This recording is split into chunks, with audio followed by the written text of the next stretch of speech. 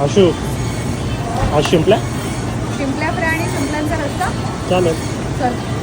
शिंपल्या 5 ते 6 मिनटं आपल्याला बॉईल करून घ्यायच्यात. बॉईल झाल्यानंतर आपल्याला त्याचे असे बाव काढून घ्यायचे आणि रस्स्यासाठी वेगळे करायचे आहेत. एका कढईमध्ये आपल्याला तेल तापून त्याच्यामध्ये लसूण, कांदा, मिरची, टोमॅटो ॲड करून थोडीशी हळद ॲड करून मस्त सॉते करून घ्यायचं आहे आणि मिक्सरमध्ये पेस्ट करून घ्यायची आहे. पुन्हा कढईमध्ये आपल्याला तेल गरम करून त्याच्यामध्ये paste, coconut cream, milk add करून मस्त बॉईल घ्यायचं आणि त्याच्यामध्ये मीठ टाकायचं आणि शिंपला टाकून घट्ट होऊन करून घ्यायचं. शिंपल्यांवरती घरचा मसाला, हळद, क्युमिन पावडर, कोरिअँडर पावडर, मीठ टाकून मस्त मिक्स करून घ्यायचं आहे.